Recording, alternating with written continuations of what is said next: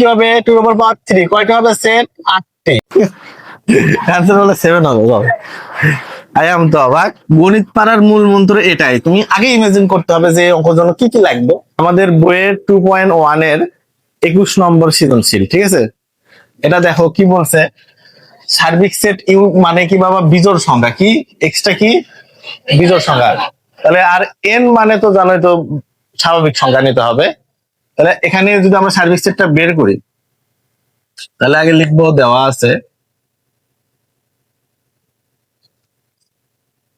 তাহলে সার্বিক said you এটা কত দেওয়া আছে x such that x belongs to n এবং x বিজোড় সংখ্যা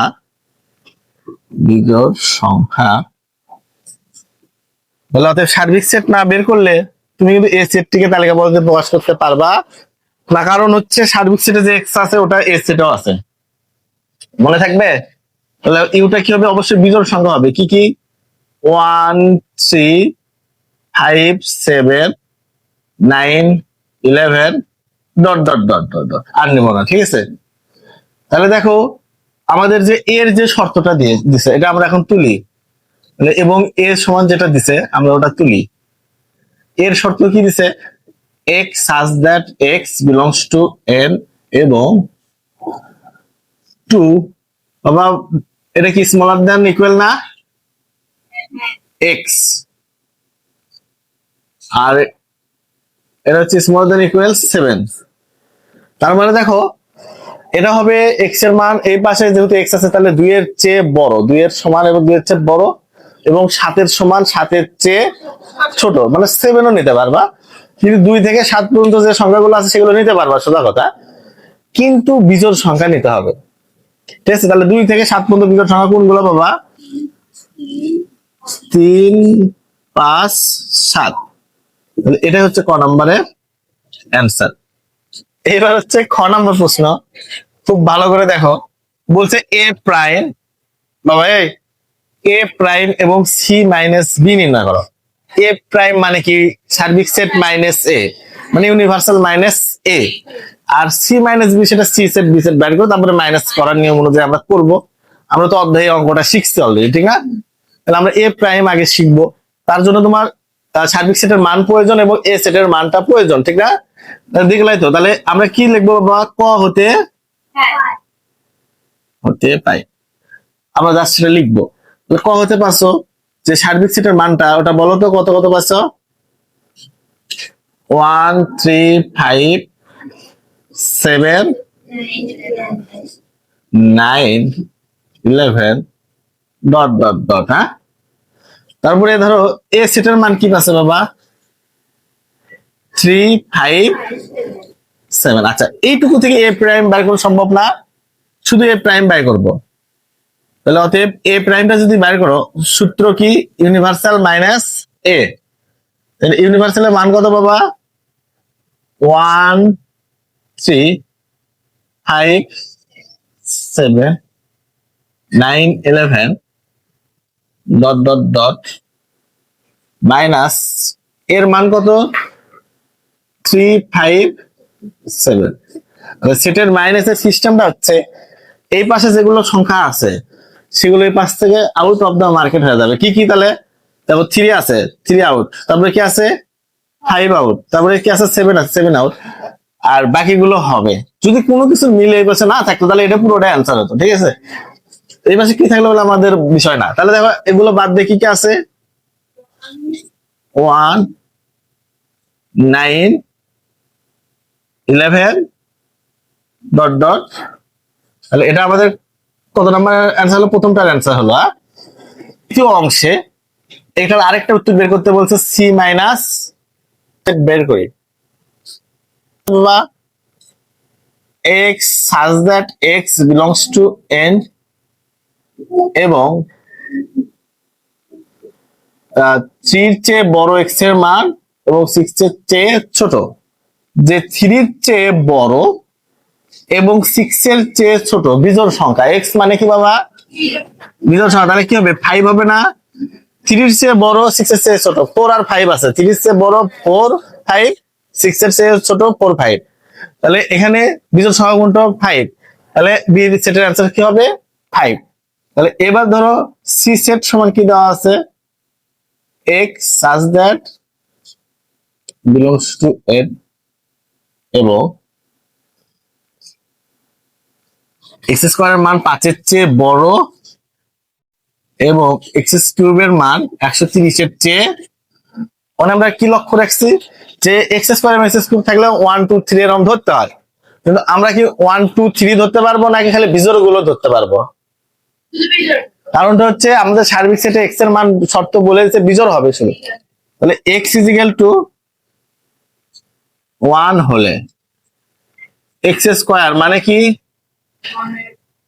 1 এর উপর স্কোয়ার করলে কত হয় 1, এটা কি 5 এর চেয়ে বড় বাবা? নো, 5 এর চেয়ে বড় নয়। এবং এক্স কিউব মানে কি বাবা 1 এর উপর কিউব করলে কত হয় 1, এটা কি 130 এর চেয়ে ছোট? হ্যাঁ। এক পাশে শর্ত মানলে হবে না, উভয় পাশে শর্তটা মানতে হবে, তাহলে সেটা হবে আমাদের কাঙ্ক্ষিত সেটা। তাহলে না 3 হলে 3 হলে এক্স স্কোয়ার মানে কি 3 এর উপর স্কোয়ার কত হয় 9, এটা 5 এর চেয়ে বড় হয়েছে? অবশ্যই হয়েছে, ঠিক না? তাহলে 5, তাহলে এবং এক্স কিউব মানে কি 3 এর উপর কিউব, তাহলে এর উপর কিউব করলে কত হয় 27, যা 130 এর চেয়ে ছোট। তাহলে এক্স ইকুয়াল 4 লিখবো না 5? তাহলে এক্স স্কোয়ার মানে কি 5 এর উপর স্কোয়ার করলে কত হয় 5 5 25, যা 5 এর চেয়ে বড় কিনা বলো। এবং এক্স কিউব মানে 5 এর উপর কিউব, তাহলে কত হচ্ছে 125, তাহলে এটা 130 এর চেয়ে ছোট। কিন্তু দেখো আমরা জানি যে 7 ধরলে হবে না, তুমি তাহলে আর লাইন নাও লিখতে পারো, আর যদি লিখো যখন দেখবা যে ওভার হয়ে যাচ্ছে তখন ওটা গ্রহণযোগ্য নয়, ঠিক আছে? এক্স স্কোয়ার মানে 7 এর উপর স্কোয়ার কত হয় 49, তাহলে 5 এর চেয়ে এটা বড় হয়েছে কিন্তু, ঠিক না? কিন্তু এই পাশে এসে দেখো 7 এর উপর কিউব করলে কত হয় বাবা, দেখো তো 343, যা 130 এর চেয়ে ছোট নয়। তাহলে আমাদের অ্যান্সার কোন দুটো হলো, এই দুটা 3 আর 5। তাহলে অতএব সি সেট কি 3,5, তাহলে অতএব সি মাইনাস বি, এই টার্ম যদি এইদিকে দাও ডিভাইডেড হয়ে যাবে, এই দিক দিছে দেখে মাইনাস হয়েছে, হ্যাঁ? তাহলে সির মান কত বাবা 3,5, আচ্ছা মাইনাস বির মান কত শুধু 5, তাহলে এই যে 3 5 এর মধ্যে থেকে এই 5টা কি হয়ে যাবে আউট হয়ে যাবে না, তাহলে হইলে শুধু কি থাকে 3, তাহলে সি মাইনাস বির অ্যান্সার হচ্ছে এটা। প্রশ্নের অ্যান্সারটা করব। 1 নম্বর প্রশ্ন দেখো কি বলছে, বি ক্রস সি, তাহলে আমরা কোথায় থেকে পাইছি বি আর সির মান, খ হতে পাই, ঠিক না? তাহলে খ হতে পাই আমাদের যে বি সেটটা এটার মান কত পাইছি খ হতে 5, এবং যে সি সেটটা এটার মান কত পাইছি 3 5। আমাদের প্রথম অংশ করতে তো এটা লাগতেছে, ঠিক না? সো আমরা প্রথম অংশটা করি, পরের বার এ লাগবে আবার এ লিখবো, ঠিক আছে, সমস্যা নাই। তাহলে দেখো এখানে বি ক্রস সি, তাহলে অতএব এই ক্রসটা মানে কি বাবা কার্তেশীয় গুণজ, ঠিক আছে? এই গুণের নাম কি কার্তেশীয় গুণজ। এটা কিন্তু সাধারণ গুণের মতো না যে 3 5 15, তা হবে না, 3,5 হবে। গুণটা কিন্তু শিখাইছি, ঠিক না? তাহলে বির মান লিখবা, বির মান কি বাবা 5 ইন্টু সির মান কত 3,5, তাহলে প্রথমে 5 দিয়ে কাকে গুণ হবে 3 কে, তাহলে 5,3, 5 দিয়ে কাকে গুণ হবে 5,5, তাহলে এটাই হলো কি অ্যান্সার। দেখো সি সেটের মান তো আমরা তুলে নিছি, তাহলে এ সেট সমান কত দেওয়া আছে বলো 357, আগে লিখতে হবে না, তাছাড়া এই মানটা তুমি আন্দাজে বসাবা। তাহলে অতএব আমরা আগে এ ইন্টারসেকশন সি করে নিব, এটার নাম কি বাবা ইন্টারসেকশন, ইন্টারসেকশন মানে কি শুধু কমন। তাহলে এ সেটের মান কত 357, ইন্টারসেকশন এর মান বসাইছি, ইন্টারসেকশন সির মান বসাইছি, তাহলে আমরা এটার এখন ইন্টারসেকশন করলে শুধু কমন গুলো নিব। তাহলে 3 আর 5 এই পাশে আছে এই পাশে আছে, অ্যান্সার কি হবে 3,5 পাওয়ার সেট করব, ঠিক না? তাহলে অতএব পাওয়ার সেট যদি করো তুমি কি বলছে এ ইন্টারসেকশন সি, তাহলে এটা যদি পাওয়ার সেট করো তাহলে প্রথমে কি নিবা 3, তারপরে 5, তারপরে 3,5, তারপরে ফাঁকা সেট, তারপরে সেকেন্ড ব্র্যাকেট। বুঝেছো? তুমি বড় থেকে ছোট দিকে সাজাতে পারবা, ছোট থেকে বড় দেখি। এখন স্যার পাওয়ার সেটের মান কয়টা হলে বুঝবো আমরা সেট করে, এটা তো বুঝছো ঠিক না? এখানে একটা খুব গুরুত্বপূর্ণ জিনিস, পাওয়ার সেট হয় 2n সংখ্যা। কি 2n সংখ্যা? আচ্ছা 10টা কি বাবা উপাদান সংখ্যা, সেটের উপাদান 2টা হলে পাওয়ার সেট কয়টা হবে? 2 এর উপর পাওয়ার 2, তাহলে কত হবে? 4টি।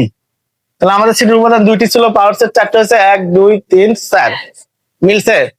আচ্ছা সেটের উপাদান যদি 3টি হয় তাহলে সেটের উপাদান যদি 4টি হয় তাহলে কি হবে? 16টি।